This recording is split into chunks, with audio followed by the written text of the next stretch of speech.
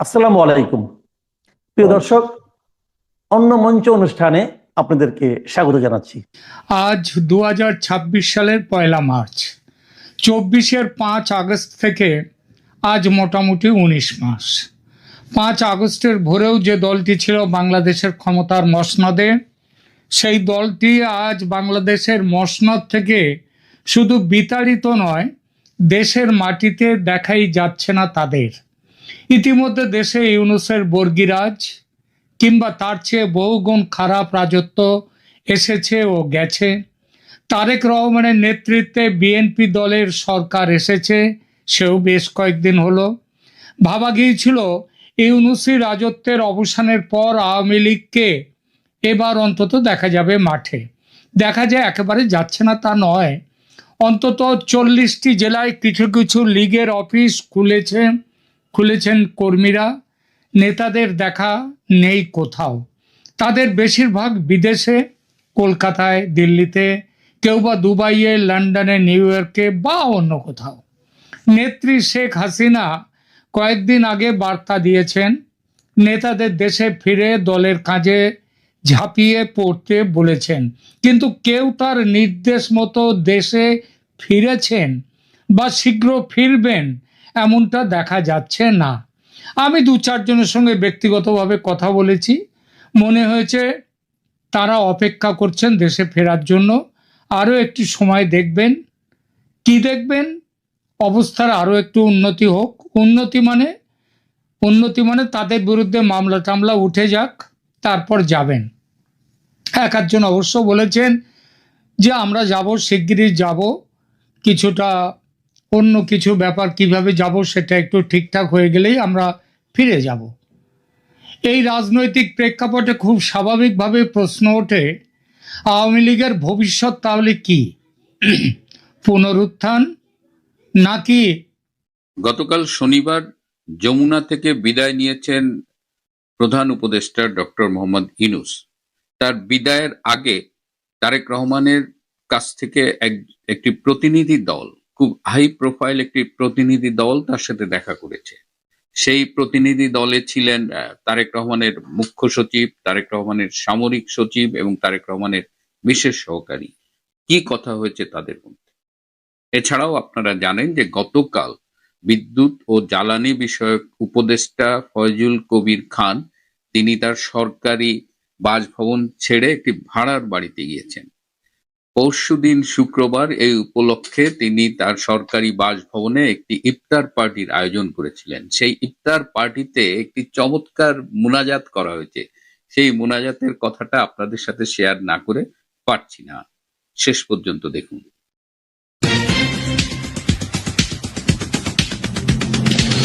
শুরুতেই ইফতার পার্টির কথা বলি। আপনারা জানেন যে পত্রিকায় অলরেডি খবর বেরিয়েছে যে উপদেষ্টারা সরকারি বাসভবন ছাড়তে গড়িমসি করছেন। আসিফ নজরুল তো বলেই দিয়েছেন যে এই বাড়িটার জন্য তার অনেক মায়া জন্মেছে, তিনি সেখানে ছাগল পর্যন্ত পালন করেছেন। আবার তার একটি ছাগল ডারবি নাসিররা রাতের আধারে চুরি করে জবাই করে খেয়েছে।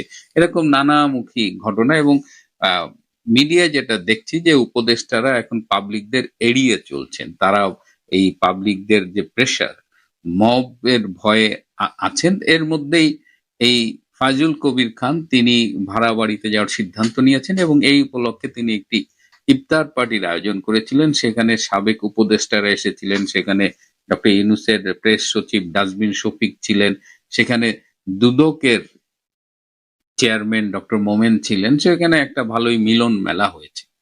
তো সেইখানে ফয়জুল কবির খান একটি মোনাজাতের আয়োজন করেছেন। সেই মোনাজাতটা শোনার পর থেকে আমি মনে যে আপনাদের সাথে শেয়ার না করা পর্যন্ত আসলে আমি স্বস্তি বোধ করছিলাম না। সেই মোনাজাতে প্রায় 10টা পয়েন্ট তারা আল্লাহর কাছে উপস্থাপন করেছেন, আল্লাহর কাছে চেয়েছেন। এটা দোষের কিছু না, রমজান পবিত্র মাস, এখানে হাত তুলে আল্লাহর কাছে চাওয়াই যায়। তো তাদের 4-5টা পয়েন্ট আমি পেয়েছি। তো প্রথম একটু বলি, হে আল্লাহ, তুমি বর্তমানে জামাত এবং বিএনপির মধ্যে যে দূরত্ব রচিত হয়েছে সেই দূরত্ব তুমি ঘুচায় দাও। এই দুইটি দল একই মায়ের পেটে দুই ভাইয়ের মতো, তুমি তাদের মধ্যে সকল মনোমালিন্য ঘুচায় দাও। আরো বলেছেন, হে আল্লাহ, আমাদের চিফ অ্যাডভাইজার ডক্টর ইউনূস সাহেব গত 18 মাস অনেক কষ্ট করেছেন, তিনি অনেক কষ্ট করে দেশটা চালিয়েছেন, সরকার চালিয়েছেন। যে কারণ সমূহের জন্য তিনি ব্যর্থ হয়েছে, সেই ব্যর্থতার দায়ভার থেকে তুমি তাকে মুক্তি দাও। হে আল্লাহ, ডক্টর মোহাম্মদ ইউনূস বাংলাদেশের রাষ্ট্রপতি হিসেবে দায়িত্ব পালন করতে চান, তুমি তার এই রাষ্ট্রপতি হবার খায়েশটা পূরণ করে দাও। হে আল্লাহ, আমাদের বিরুদ্ধে ডক্টর ইউনূসের সরকারের সকল উপদেষ্টার বিরুদ্ধে অনেক অনেক অনেক অভিযোগ উত্থাপিত হয়েছে। হে আল্লাহ, আমাদের বিরুদ্ধে অনেক অভিযোগ দুদকে জমা পড়েছে, তুমি এইসব অভিযোগ থেকে আমাদের মুক্তি পাবার তৌফিক দান করো। আরো একটি খুব ইন্টারেস্টিং দাবি তারা আল্লাহর কাছে করেছে, প্রার্থনা করেছে, হে আল্লাহ, এই যে 24 সালের জুলাই আগস্টে যত পুলিশ হত্যা হয়েছে, সেই পুলিশ হত্যার বিভিন্ন তথ্য প্রমাণ সাবেক শেখ হাসিনা সরকারের কাছে জমা হয়েছে। তারা অনেক তথ্য প্রমাণ সংগ্রহ করেছে। হে আল্লাহ, সেই সব তথ্য প্রমাণের সাপেক্ষে যদি বিচার হয় কখনো, তাহলে আমরা অনেকেই ফেঁসে যাব। হে আল্লাহ, সেই সব তথ্য প্রমাণ যেন কখনো আলোর মুখ না দেখে। তো এরকম আরো কিছু মোনাজাত হয়েছে, তারা কেক কেটেছে। এখন এইসব উপদেষ্টাদের বিরুদ্ধে যে অনেক দুর্নীতির অভিযোগ জমা পড়েছে দুর্নীতি দমন কমিশনে, সেই দুর্নীতি দমন কমিশনের চেয়ারম্যান ডক্টর মোমেন স্বয়ং সেই ইফতার পার্টিতে উপস্থিত ছিল। তাহলে এখানে একটা কনফ্লিক্ট অফ ইন্টারেস্ট দেখা যাচ্ছে, যে কারণে মনে করা হচ্ছে যে দুদকের চেয়ারম্যানই তো তাদের লোক, তাহলে সেই লোক কেমনে বিচার করবে? তাহলে কি করণীয়? যে দুদকের এই চেয়ারম্যান ডক্টর মোমেনকে অবিলম্বে তার পদ থেকে সরাতে হবে। এই যে আমি মোনাজাতের কথাগুলো বললাম, আপনারা হয়তো ভাবছেন যে এটা পুরোটাই রসিকতা। পুরোটাই রসিকতা নয়, পুরোটাই সত্যি। এবং এই সমগ্র মোনাজাতের একটা ভিডিও আছে ডাস্টবিন শফিকের কাছে। আমি অনেক চেষ্টা করেছি কিন্তু ভিডিওটা উদ্ধার করতে পারিনি, কিন্তু আমি বিশ্বাস করি ডাস্টবিন শফিকই বা তার কোনো ঘনিষ্ঠ একটা সূত্র একদিন না একদিন এই মোনাজাতের ভিডিও তারা এটা রিলিজ করবেন। এদিকে গতকাল রবিবার ডক্টর ইউনূস 3:30টার দিকে তার সরকারি বাসভবন যমুনা ছেড়ে চলে গেছেন তার গুলশানের নিজস্ব বাসভবনে। অনেকেই ধারণা করেছিলেন যে ডক্টর ইউনূস সহসা এই প্রধান উপদেষ্টার পদ ছাড়বেন না, এবং তিনি অনেকভাবে চেষ্টা করেছেন যাতে দীর্ঘদিন প্রধান উপদেষ্টার পদে থাকতে পারেন, কিন্তু বিএনপির সাথে তিনি পেরে ওঠেননি। বিএনপি তার সব অযৌক্তিক দাবি দেওয়া মেনে নির্বাচনে গিয়ে ক্ষমতা পেয়ে চোখ উল্টায় দিছে। চোখ পুরা উল্টায়নি, মানে at least Yunus had to go. এখন ডক্টর ইউনূস 3:30টায় চলে গেছে। 3টার সময় তারেক রহমানের পক্ষ থেকে একটা উচ্চ ক্ষমতা সম্পন্ন প্রতিনিধি দল তার সাথে দেখা করে। সেই প্রতিনিধি দলে ছিলেন সামরিক সচিব মেজর জেনারেল আবুল হাসনাত মোহাম্মদ তারেক, মুখ্য সচিব এবিএম আব্দুস সাত্তার এবং তারেক রহমানের বিশেষ সহকারী ব্রিগেডিয়ার অবসরপ্রাপ্ত শামসুল ইসলাম। তো সভাপতি এত হাই প্রোফাইল একটা প্রতিনিধি দল কেন ডক্টর ইউনূসের সাথে দেখা করেছেন, এবং এটা নিয়ে যারা এই খবরটা জানেন, এটা মেইন মিডিয়া আমার চোখে পড়েনি, তারা কিন্তু এটা নিয়ে খুব উদ্বিগ্ন ছিলেন। এবং অনেকেরই ধারণা যে বোধহয় এই তারেক রহমানের প্রতিনিধি দল ডক্টর ইউনূসের কাছে গিয়েছেন তাকে ভবিষ্যতে রাষ্ট্রপতি হবার কোনো প্রস্তাব দিতে বা এই সংক্রান্ত কোনো আলোচনা করতে। কিন্তু আমি খোঁজ নিয়ে জেনেছি যে না, ডক্টর ইউনূসকে রাষ্ট্রপতি হবার কোনো প্রস্তাব দেওয়া হয়নি, বরং সম্প্রতি যে রাষ্ট্রপতি শাহাবুদ্দিন আহমেদ চুপ্পু তিনি যে দৈনিক কালের কণ্ঠে 2 পর্বে প্রচারিত একটি সাক্ষাৎকারে ডক্টর ইউনূসের বিরুদ্ধে একাধিক অভিযোগ উত্থাপন করেছেন। এই প্রতিনিধি দল আসলে গিয়েছিল সেই অভিযোগের বিষয়ে আলোচনা করতে এবং সেই অভিযোগ সমূহ সত্যি কিনা, সেই অভিযোগের বিষয়ে ডক্টর ইউনূসের মতামত কি, সেগুলো জানতে গিয়েছিলেন।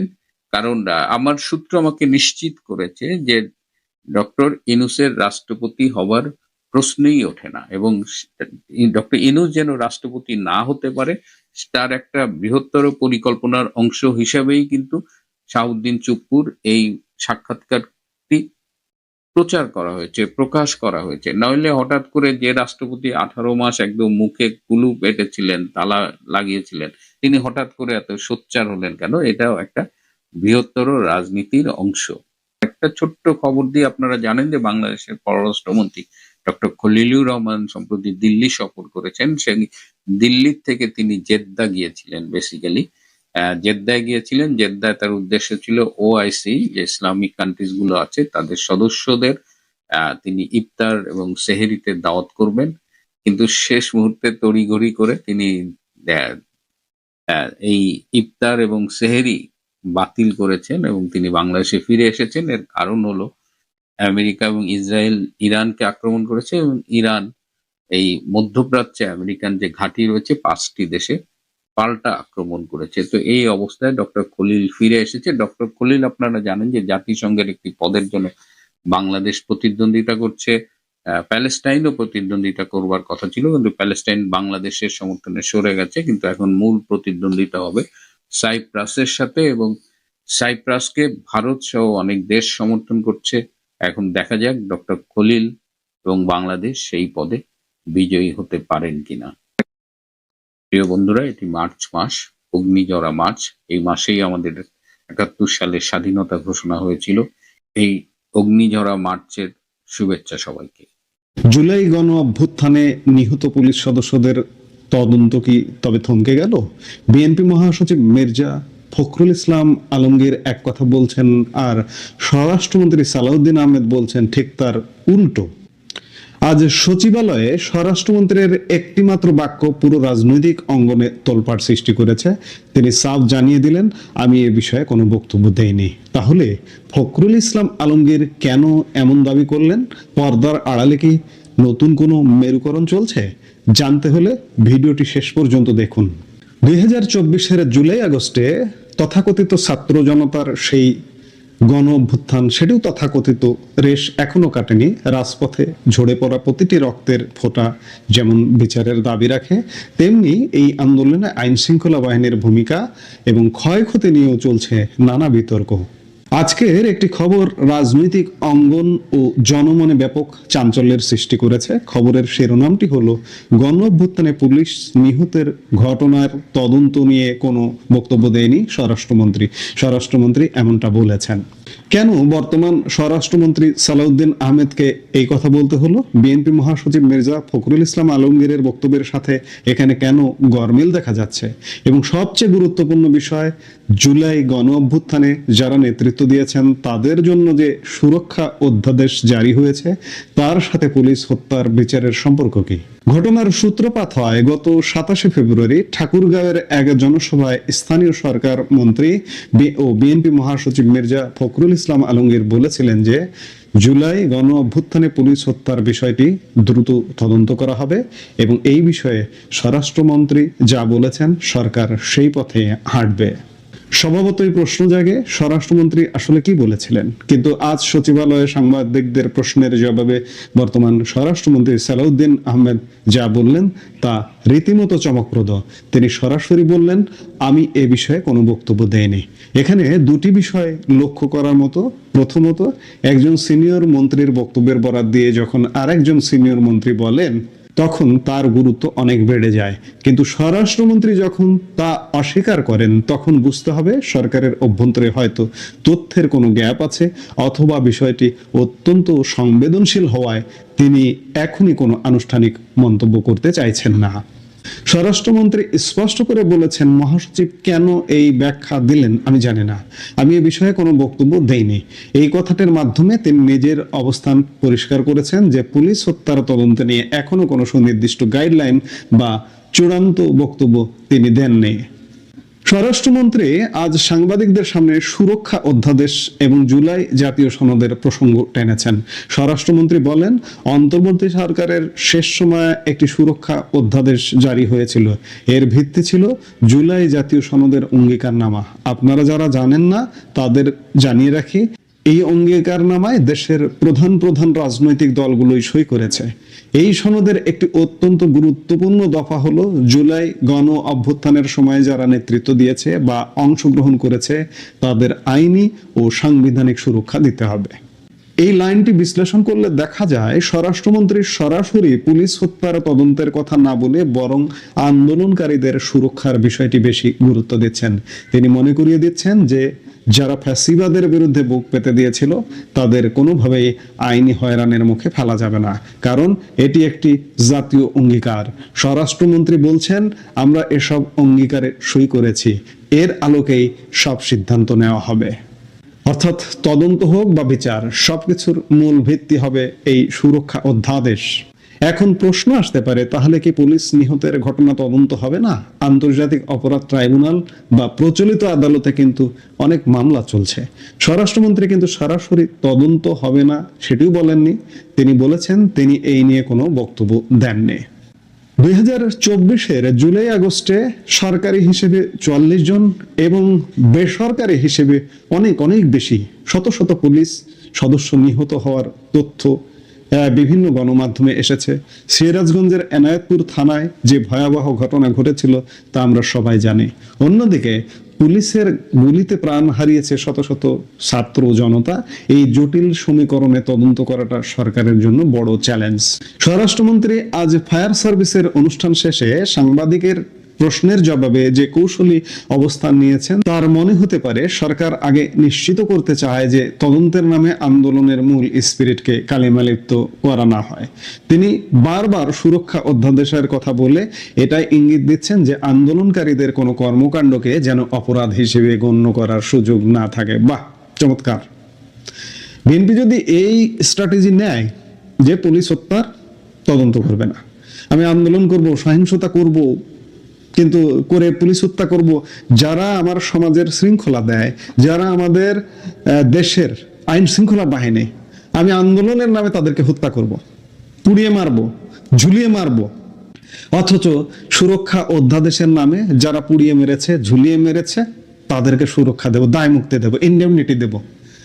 এই স্ট্র্যাটেজিতে যদি বিএনপি থাকে, বিএনপির পতন অনিবার্য, কয়েক মাসের মধ্যেই পতন অনিবার্য। কারণ পুলিশ বাহিনীর ভেতরে এটা নিয়ে ব্যাপক ক্ষোভ আছে। গত 1.5 বছরের ইউনূস সরকারের সময়েও ক্ষোভ ছিল। আজকে যদি বিএনপি মনে করে যে পুলিশের সুরক্ষা দেব না, পুলিশের হত্যার বিচার করব না, আর আমি একদল সন্ত্রাসী জঙ্গির বাঁচিয়ে দেব, জঙ্গিকে, আন্দোলনের নামে সহিংসতা সৃষ্টিকারীদের, তাহলে বিএনপি শেষ। নয়া নয়া নতুন নতুন বহু চমক দেখছি আমরা, চমক এখানেই শেষ হয়ে যাবে, কয়েক মাসের মধ্যে চমক শেষ হয়ে যাবে। কয়েকটা দিন অপেক্ষা করুন, দেখুন যে ভয়ঙ্কর পরিস্থিতি তৈরি হবে। আজকেও রাজধানী ঢাকা শহরে যখন এই খবরটা ছড়িয়ে গেছে, তখন পুলিশের মধ্যে কিন্তু, বিশেষ করে ট্রাফিক পুলিশের মধ্যে আমরা শৈথিল্যের খবর পেয়েছি। রাজধানী ঢাকায় ট্রাফিক পুলিশকে আজকে রাস্তায় দেখা যায়নি। বিএনপি যদি এই স্ট্র্যাটেজি নেয়, সন্ত্রাসীরা, আন্দোলনকারী তথাকথিত তাদেরকে যদি বিএনপি কোলে তুলে নেয়, বিএনপিকে খেসারত দিতে হবে। এমনি নানা রকম ইতিমধ্যে ভুলভ্রান্তি হচ্ছে। অর্থ নিয়ন্ত্রণ নিয়ে বিএনপি মারাত্মক ভুল করবে। সেটা গভর্নর থেকে শুরু করে অর্থ মন্ত্রণালয়ের সেটআপ থেকে শুরু করে বিএনপি মারাত্মক ভুল করবে। আর পুলিশকে যদি তুষ্ট না করতে পারে, এই পুলিশ বিএনপিকে সহযোগিতা করবে না। এই পুলিশ দিয়ে আইন শৃঙ্খলা রক্ষা করা কঠিন হবে নিঃসন্দেহে। স্বরাষ্ট্রমন্ত্রী আজকে আরেকটি কথা বলেছেন, এখানে তথ্যের ভুল আমারও হতে পারে বা যেটি হোক, সেনাবাহিনীর 28 ফেব্রুয়ারি পর্যন্ত ম্যাজিস্ট্রেসি পাওয়ার নিয়ে মাঠে থাকার কথা ছিল। অর্থাৎ গতকালকের পর থেকে সেনাবাহিনীর আর ম্যাজিস্ট্রেসি পাওয়ার নেই। ম্যাজিস্ট্রেসি পাওয়ার ছাড়া সীমিত পরিসরে সেনাবাহিনীর কিছু অংশ মাঠে থাকতে পারে এবং তারা সেই অংশটি কবে উঠবে সেটির সিদ্ধান্তের কথা বলেছে। আমরা যতদূর জানি সেনাবাহিনী অলমোস্ট উঠে গেছে। কিছু সীমিত পরিসরে আছে ম্যাজিস্ট্রেসি ছাড়া, তারা হয়তো খুব অল্প সময় উঠে যাবে। কিন্তু পুলিশকে যদি আস্থায় নিতে না পারে সরকার, তাহলে এই পুলিশকে দিয়ে আইন শৃঙ্খলা রক্ষা করা কঠিন। অর্থনীতি যদি ঠিক না করতে পারে, আইন শৃঙ্খলা যদি ঠিক না করতে পারে, দ্রব্যমূল্য যদি ঠিক না করতে পারে, এই 3টি বিষয় একটি সরকারের জন্য একটা বিশাল বিস্ফোড়া হবে এবং ওই ফোড়ায় ওই সরকারকে মেরে ফেলতে বাধ্য। এখন দেখার বিষয় যে পুলিশের হত্যার তদন্ত নিয়ে এই ভেলকিবাজি, বিএনপি মহাসচিব এক কথা বলছেন, স্বরাষ্ট্রমন্ত্রী আর এক কথা বলছেন, এই এক কথা আর এক কথা কিন্তু আপনাদের রক্ষা করবে না। আপনাদের সিদ্ধান্ত নিতে হবে আপনারা কাদের সুরক্ষা দিতে চান। আপনারা সেসব সন্ত্রাসীদের যারা আমাকে নিরাপত্তা দেয়, আইন শৃঙ্খলা বাহিনী, তাদের হত্যার আপনি বিচার করবেন না, আপনি সন্ত্রাসীদের সুরক্ষা দেবেন। আপনি যেটা ভালো মনে করেন সেটাই বেছে নিন, সময় সবকিছু বলে দেবে। আমরা সেই সময়ের অপেক্ষায় আছি নিশ্চয়ই। এই মুহূর্তে এ পর্যন্ত।